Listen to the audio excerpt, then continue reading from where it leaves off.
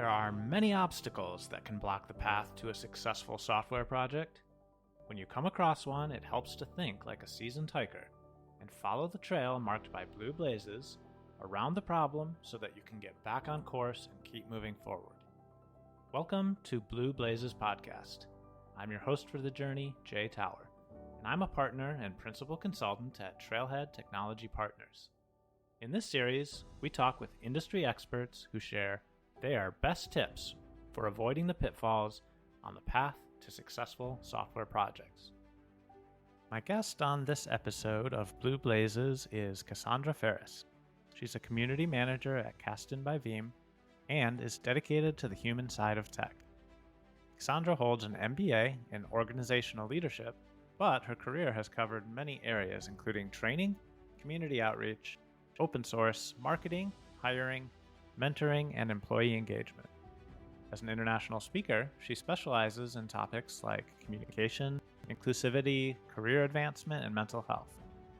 Cassandra also leads the STIR Scholarship for Women in Tech, connected to the STIR Trek Conference, and is a president emeritus of Dog Food Con.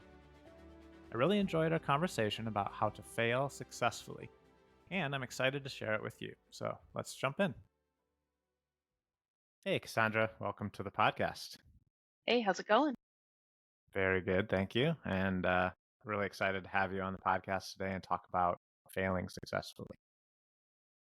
Thank you. Yeah, it's one of my favorite topics to talk about is, a lot of us have been through a lot of changes and transitions the past few years. And so talking about how to get through those hard times kind of in the nitty gritty day to day has become one of my, recent, passions or interests to discuss and share with people.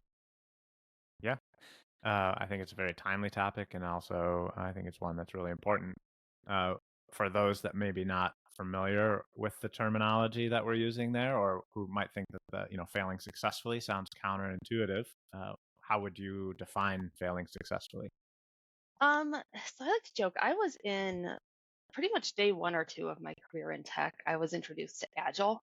So for the dozen or so years I've been in this industry, everything has been viewed through this lens of agile, for better or worse. And one of the things I liked about the concept was this whole concept of failing fast, because everywhere else in my life, I used to work in sales, in school, just so many areas in my life, it's not okay to fail. Like failure is just not an option. And so learning this process where it was okay to make mistakes, reflect on what went wrong, and then make corrections based on it in a professional setting was mind blowing. And then I later realized that it actually has a lot of application to personal life as well when you're going through tough times, just how to get through big, challenging things in, smaller, more manageable doses. Yeah. Yeah, and I think in some ways, failing is inevitable when you have human endeavors. And so, maybe this agile methodology and the idea of failing being built into the process can, be a good influence on some of those other areas that don't think of failure as an option. Because software is really hard, and so failure is basically guaranteed. So, how do you build that into the process is a really important question, right? Yeah. And how do you course correct? You said that Steve Smith was talking a little bit about this, and he's probably far more informed than I am, but how do you course correct early on rather than, I don't know, I used to work in tech consulting, and we would periodically be called in to rescue a project that people had been working on for a year and a half, and then they get to the end and it's completely not the right thing.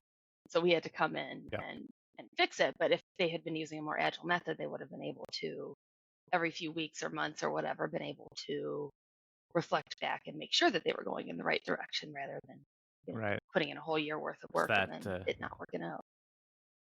I guess it's sort of that like shoot the moon idea, right? Like if you're aiming at the moon, you could be off by just the tiniest little fraction of a percent. And by the time you get to the moon, you're way off, right? Yeah, exactly. And a lot of times that's what it is. It's like little things. Yeah. It's often little things, but they add up over time, right? So in your mind, are there different kinds of failure, or is it just different ways that people react to failure? I think I define failure as just something not succeeding, something not going the way that you wanted it to go once you've set, you've set a goal to do something. And when you don't hit that goal, to me, that's a failure. And I think that failure itself is the same, but yeah, there are different ways of failure. Um, I guess maybe like different, I mean, obviously different types of failure. Like, is it personal? Is it professional? Is it something else? But I think failure itself is always the same. It's just the context that matters. Mm-hmm. Mm-hmm. Can you think of a time when there's been a failure that's happened for you, which, like as you said, by definition, just means that your expectations weren't met, right? hmm That you were able to then pivot into something successful, and what were the actions that you took that allowed that failure to become something good? Oh goodness, I've had so many failures in my life because I mean that's part of why I give this talk. But Uh-huh. I think one of the biggest failures I made um, was when I was transitioning out of technical recruiting into community management, which I do now. Um, I didn't necessarily do all the homework that I should have done on the position that I took that was supposed to be my transition into developer relations into community. And Mm-hmm. in retrospect, I know that that wasn't a good time for me to be taking on a new position because of some other things that were going on in my life. I realized that I was told that I would be doing one thing and the job wound up to be something else. And once I realized that, I started to try to make changes where I could. But that was, I think, one of the biggest failures was just this position where I was called in to do one thing and was completely wound up still being a recruiter, which I didn't want to do anymore. Um, but eventually, even though I got laid off from that position, it gave me the chance to at least get my feet wet into community work and Mm-hmm. also to confirm that, yes, community was really my passion, not hiring. And so I think that's anymore when I fail at something, anymore when something goes wrong, it sucks in the moment. But I think about, okay, well, at least it's, a lesson learned or a good story or something like that. Sometimes I'm like, oh, it's just a good story. I broke my foot last year and I was like, oh, well, at least it's a good story, I guess. But yeah, I think that was one of the biggest ones was just transitioning careers is hard. Um, Yeah. and so it took me a minute to find my groove, I think. I've seen other times where you might not call it failure, but you could say like bad things happening to a person, and the best thing that they seem to get out of it is the story. To your point, the hmm story that they can tell other people. There's some solidarity that happens Yeah. there when other people are going through problems. There's some, oh, I'm not alone, or I'm not the only one. There's lessons hmm that people can learn from your mistakes, right? What's that saying about smart people learn from their mistakes and really smart people learn from other people's mistakes, right? So Yeah. it sounds like what you're saying is at the worst, you've got a good story out of it that other people could learn from. Yeah, yeah. And I mean, that's part of why I talk about this stuff is, we in tech, there's a lot of pressure to be perfect. In tech, there's a lot of pressure to be this logical, rational, doesn't make mistakes Mm-hmm. being.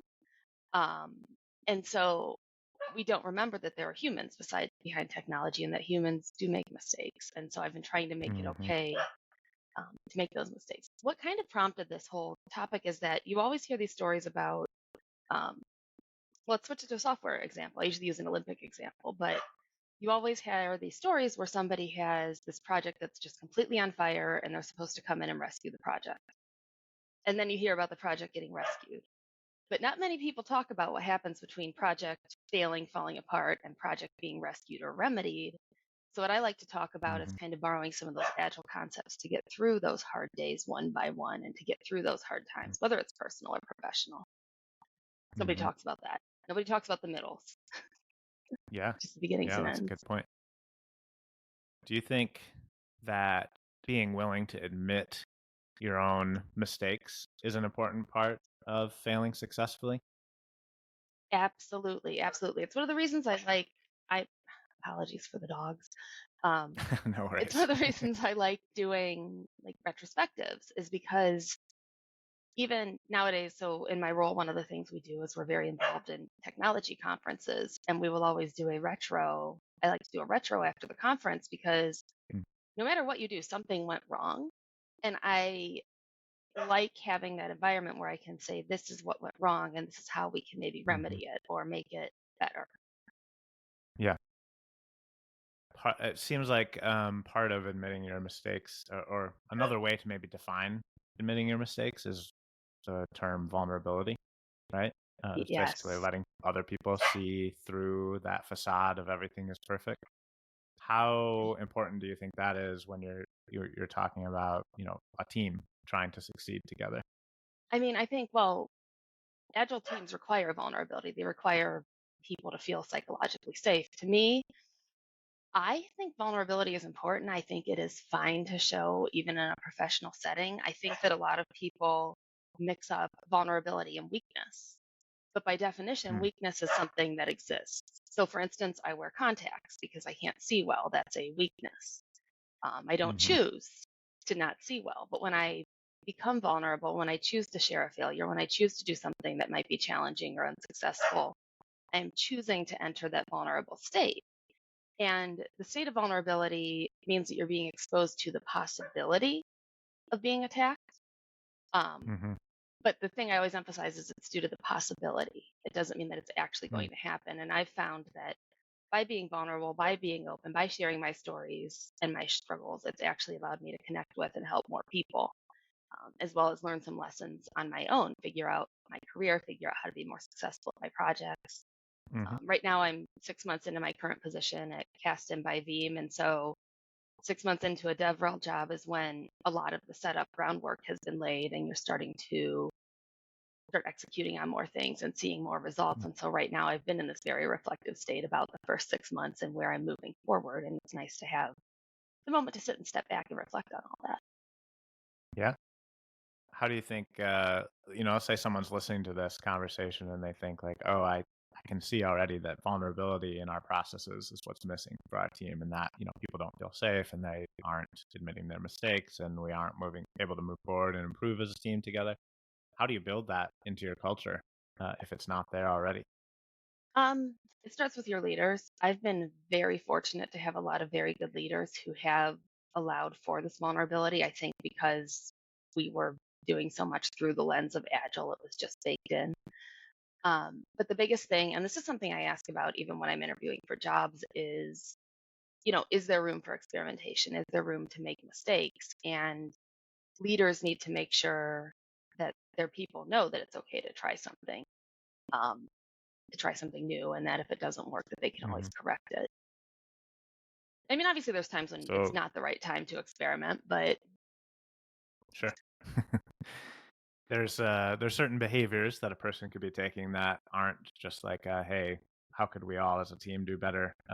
Mhm. If someone is being difficult or a problem, that's just a person who needs to be fired or whatever, right? But a Yeah. lot of problems on a team, it's the whole team could have helped, right? Like one Hmm. person might be the scapegoat, like because they made a mistake initially, but then there's a whole team that can catch that problem. So, Yeah. what do we do as a team to make sure that we're holding each other up, right?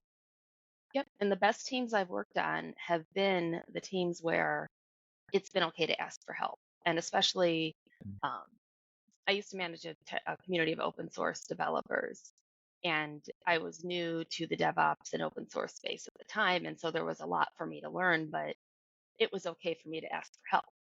And so that made it Mm-hmm. easier for me to learn, easier for me to connect with my community and eventually implement some successful programs at that position. And I'm doing the same thing as I'm actually learning Kubernetes myself, and I am know about this much JavaScript. I'm not a programmer by trade, and so as I'm learning Kubernetes, I'm using a platform called Campus. That's one of the things I manage.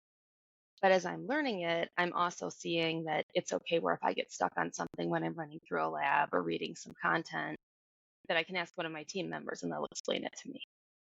Mm-hmm. Seems like the when you're trying to create that culture of vulnerability, that this concept of blame can be a bit of a tricky one.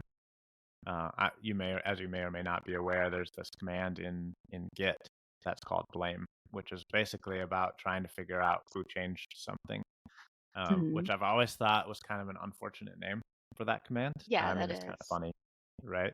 but it's also kind of unfortunate because it assumes that once you figure out who changed that line of code, that that's the person you're going to blame for the mistake. Whereas, Hmm. at Trailhead, for example, we say we rise and fall or succeed and fail as a team. Yeah, Um, yeah, it's so called a development how do you think team. of, right, exactly. How do you think about blame when it comes to working on a team like that?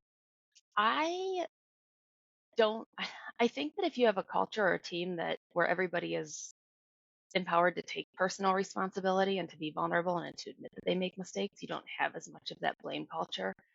I'm not Hmm. a big fan of blame games in general. I'm a big fan of, okay, so these things didn't go wrong. What did I do wrong? What else went wrong that I couldn't control? But I'm not necessarily looking for somebody to blame. It's just a matter of these Hmm. are the other things that went wrong. Can they be corrected in the future? Sure. Yeah, that seems like a good way to approach it. So Mhm. you're still maybe assigning blame, but it's more spread across the team than it is, Yeah, you know, yeah. Like I've finding talked a to people who've scapegoat. And, worked, yeah. I mean, I've talked to teams who, or talked to people who've worked on teams where it's been very blamey, like using even that blame command. And people I know hmm who worked on those teams no longer work on those teams, no longer work at those companies. You leave that. It's not a good work environment, and hmm software professionals are in enough demand that you don't need to put up with that. Right. Yeah, that's a huge risk if you see that in your team, if you see that culture in your team, that you're going to lose probably first the best people on the team, and then later you might lose the worst people, but you're at risk of losing everybody, really. Yeah, yeah, and we all know that it's hard to build and maintain teams. But yeah, you're right. I think you almost do lose because the best people are the ones who are probably more aware of that Yeah. culture and that cultural problem and more willing to make a change or more able to make a change and leave and find something Yeah. else. Seems like a lot of engineers suffer from some form of perfectionism. How do you think that plays into this whole, vulnerability and willingness to fail? Yeah, I think it goes back to it's this whole very logical black and white mindset that developers have. And I get it because Hmm. either the code does what it's supposed to or it's not. It's black and white. But Hmm. there's so much behind it that isn't. And I think I'm starting to think that the more senior in the experience sense, the more experienced software developers, I think that they become more senior, more experienced, the more that they are able to understand that. The more that they're able to understand that I don't have to be perfect all the time, that not everything is perfect. But when you start your career, especially if you're newer to software, you feel all this pressure to just be perfect and do everything right and never admit that you made a mistake. And then as you Sure. get your feet on the ground and get more experienced, you start to see other people making mistakes and you start to realize it's okay. I mean, I know I personally, as a speaker, as a community manager, have definitely taken that to heart myself. And oh, it's okay to admit that I make mistakes because all of these other people I look up to have also made mistakes and talked about them and helped normalize it. Hmm. Um, you mentioned Agile quite a few times in this conversation already, which I think makes a lot of sense because of the way that it helps you fail forward or fail quickly and move on and learn from that. I think one of the maybe most important ways that it does that is the concept of a retrospective. For people who aren't familiar with it, could you maybe give a short summary of what that is and then talk a little bit about how you see that as being good or bad thing for failure? Yes.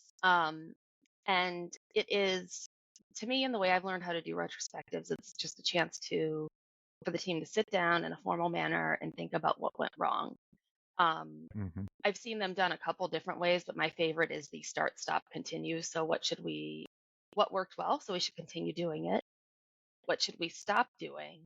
And at the end of any project, a lot of times in my world, projects are either a talk I'm writing or a conference event that I'm putting together, like a learning event. Oh, what kind of things did I forget to do? What kind of things do I want to do for next time? So what do we start doing? And you can do them online, you can do them in person. I usually just use kind of the sticky note method and ask people to do three of each thing: three stop, three start, three continues. We put them into clumps and then talk about them. And I used that really effectively when I was managing a previous open source community. We would do these periodic like office hour events. And it was right during the pandemic, so things were starting to go online more. So we started experimenting with like online code jams and different streaming formats. And every so often we would sit and do a retrospective, and we would take what we thought and also feedback we'd heard from the community. And over time, that led to things like us changing the time that the town halls happened, or keeping our wiki more up to date. Just a lot of little things that we could do that we wouldn't have known about if we didn't retrospect. And the nice Mm-hmm. thing about that was then it was easier for my contributors to know where to start, where to go, when they could get the support that they needed from our team as well. Yeah, it's such an important feedback loop in the process. Hmm. Otherwise, if you're just failing and then not doing something like a retrospective to do some analysis on why and what to change about it, then you're just failing, right? Not Yep. failing Yeah. I mean, successfully. yeah. And even now, so I manage 3 communities at Kasten, and one of the biggest ones is Cube Campus learning platform. And it has a series of 17 labs or so, but we have some things that aren't necessarily covered in these labs. And so periodically we'll sit and we'll reflect on, okay, what is the community needing? What content do they want? What do they want to learn next? So, for instance, there's a lot of demand for more troubleshooting type work. So we're going to be putting together some troubleshooting labs. And it's just another gap we've identified that because we sat down to think about it, now we'll be able to fill it for our community. Mm-hmm. As we've been talking about this, I've been thinking, I think for most people, failure is such a fear that it causes us to have some of those perfectionistic tendencies where we just Hmm. avoid starting something if we think we can't guarantee its success, which probably means there's a lot of things we don't try. But there's maybe a small percentage of the population that is maybe less risk averse, like the big risk takers among us. Hmm. Do you see or are you familiar with any problems that can come up for somebody who is that type of a personality, maybe reading into this whole failing fast mentality wrong, and maybe taking different kinds of risks that are not a good idea, or anything like that you could see being a pitfall? Um, I mean, I could see where, I mean, there's definitely room for people to, fail completely, completely fall flat on their faces, completely miss the mark, completely be off base. That's going to happen. I think that over time you gain the wisdom to say, okay, well, this is a thing that could fail and it's okay. But then you reach a point where a failure becomes not okay. Like it's too, Mm-hmm. I don't know, like it's a scenario where you should know better. That's the only way to Mm-hmm. put it. Like you should know better. You should know that Yeah. this is going to be a spectacular failure. Don't bother wasting your time, energy, or resources on it. Mm-hmm. But I think I don't know how I think that's something that comes with experience. You can learn a little bit about it, but I think it's something that comes more with experience, recognizing, and it's also part of, I guess, almost iterating on failure is, okay, so your first couple things were huge mistakes, but there's pieces of that worked. So what are those pieces of it? How do we implement those and Mm-hmm. make the next failure maybe be less bad? Yeah. So I'm thinking of a couple places I've worked over the years where they said, "Oh, we use agile methodology here," by which they meant we make it all up as we go along, and there's no processes whatsoever.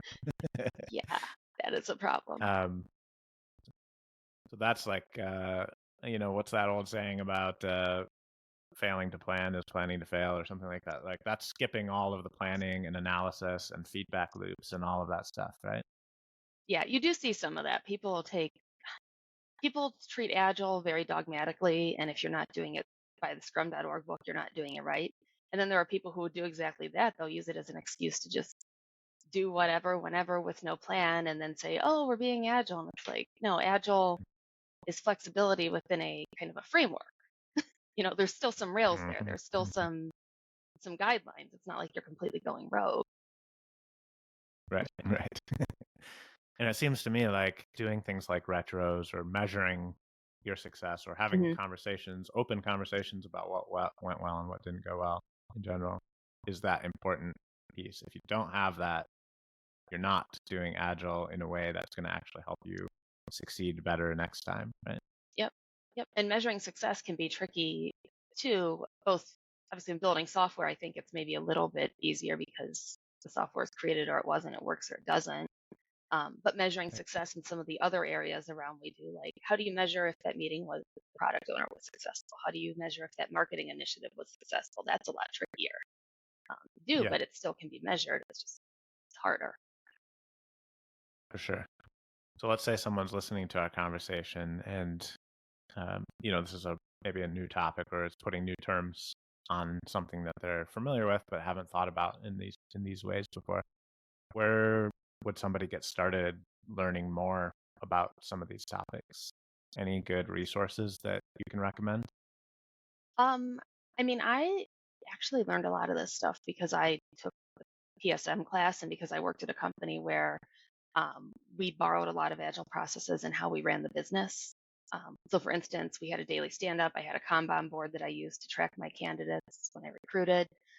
So, I learned a lot of the stuff just through scrum.org, through meetups, through podcasts. Um, Shameless plug, my Talk Failing Successfully is on YouTube, and that I talk about, I do a little Agile 101, and then I talk about how to apply it to rough times, both personal and professional as well. But I think starting just at the initial source is the place to go. And then, of Hmm. course, community. And the Agile community is very large and very willing to share their knowledge. Hmm. Yeah, you brought up your talk too, which I think brings up an important uh, concept, which is bouncing some of your problems off of other people in the community. So attending events, hearing what other people's lessons learned are, attending a Hmm. talk like yours seems like it would be valuable. And then, having conversations afterwards with other people who are doing the same things. And it seems like that's valuable too, right? Yeah, it wouldn't be a conversation with me if I didn't say I need a community. Like personally, nowadays, if I was learning to look, Uh-huh. if I wanted to learn more about Agile, my first inclination would be to go on Twitter and LinkedIn and say, hey, I'm looking for resources to learn about X. I've actually done that a little bit Hmm. with my Kubernetes learning is what are some good resources aside from the learning management platform that I manage? So I'm getting, Yeah. other sources of content. But yeah, Yeah. you need a community. Slack is phenomenal. Actually, I'm in a bunch of different Slack groups too, where people can bounce any sorts of problems or challenges off each other, as well as share kind of their learnings and their knowledge about. I'm sure there's Agile Slacks and everything. When it comes to vulnerability, personally or professionally, it seems like I've heard you talk about Brene Brown on that topic, and Hmm. I know her name and vulnerability are almost synonymous these days. Is that something you'd recommend? Yeah, so I refused to read Brene Brown for a while. Uh-huh. I give a talk on mental health and I give several talks on mental health and tech. And every time I would give my original one, I would talk about being vulnerable when I talk about my struggles with anxiety, depression, and ADHD. And I was kind of forming my own opinions about this strength and this power that's found in vulnerability. And every time I would give that talk, somebody in the Q&As would ask me if I'd read Brene Brown, and I was like, no, I haven't read it. I don't do a lot of it. Like it came off as a little self-helpy. But then I Sure. started writing this failure talk, and a friend of mine, it actually may have been Christina, but a friend of mine said, no, this is actually, no, actually, it's my therapist. That's who it was. But anyway, she said, no, it's actually based on some science. It's not just pure fluff for you. So I did read that book, Mm. and really, I thought the whole concept of vulnerability armor was fascinating, and it ties back into what we're talking about, where one of the forms of vulnerability armor protection we put up is this air of perfection. And we all know nobody's perfect. We all know everybody just sees a fraction of everybody's life on social media or online. But learning to kind of take away that illusion of perfection was something that I think I was kind of forced to do at some point in my life. But then learning that that actually is a thing and how to do it in a way that didn't feel quite so dangerous was a really good lesson for me to Mm. learn. Mm. I Mhm. mean, it's gotten to the point where a lot of bad stuff happened to me in 2018. My life basically fell apart. But as a result of that, I started saying, all right, well, a bunch of stuff's already gone wrong. I'm just going to say yes to whatever opportunity comes along, Mm. and try Mhm. things that are challenging and uncomfortable. And it's been an amazing growth journey these past 5 years since I've started just saying yes to. It could be a small little opportunity like to volunteer at something. It could be a big opportunity like flying halfway across the world to give a talk. But Yeah. it's something that the more I put myself in uncomfortable situations, the more I almost enjoy it, and Mm-hmm. find strength in it, and then find ways that I can support other people. Yeah, that makes sense. Those are the situations where you learn the most. You don't learn much when Hmm. you're doing the same thing you've done 20 times or 20,000 times, right? Yep. Yep. Yeah. I Um, mean, that's the main reason people leave jobs in tech is they're not learning. So yeah, yeah, definitely know that. yeah, definitely. Okay, so we've talked a lot about this topic. I think it's interesting and we could continue talking about it a lot, but I'm interested also in a question that we ask all of our guests, which is what other topics are important when it comes to the theme of this podcast, which is helping to make software teams and software projects more successful. So anything Um, on your mind or any people on your mind that would be a good um, resource for another?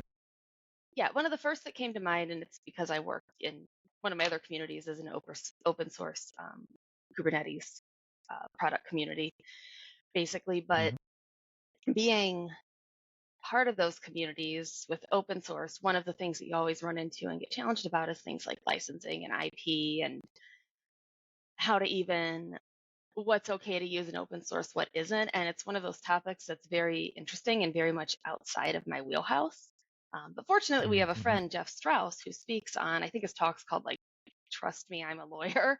And it's about IP and licensing in open source. And I think that especially if you're using open source products, it's good to know the legalities, but he also talks a little bit about some of like the cultural norms and expectations within an open source community. So I'd recommend him. Not sure if you've had Chris DeMars on yet, but DeMars is an amazing speaker on accessibility and front end development. And then another person I would recommend is Jenna Charlton. They are within the testing world, but they Okay. speak on the human side of testing and humanizing technology. And Jenna and I have had several meals and conversations together around this topic, and it's just interesting to hear their take on how testing fits into failure, into success, into software being delivered, basically. Well, those all sound great. And I know a lot of those people you just mentioned, and they are all experts and really interesting experts on those topics. So thank you. Free of charge. I Yep. got free or three out of that one question. So I appreciate that. Yeah. Thank you. But Cassandra, I really appreciate your time and your expertise on this topic. Thanks so much for being on the podcast, and hope to have you back again sometime soon. Awesome. Thanks for having me. That's the end of This Blue Blazes podcast. If you're interested in hearing more conversations like this one with industry experts focused on how to make software projects more predictably successful, make sure to subscribe. Trailhead can be found online at trailheadtechnology.com, on Twitter, LinkedIn, and Facebook. Until next time, thanks for listening.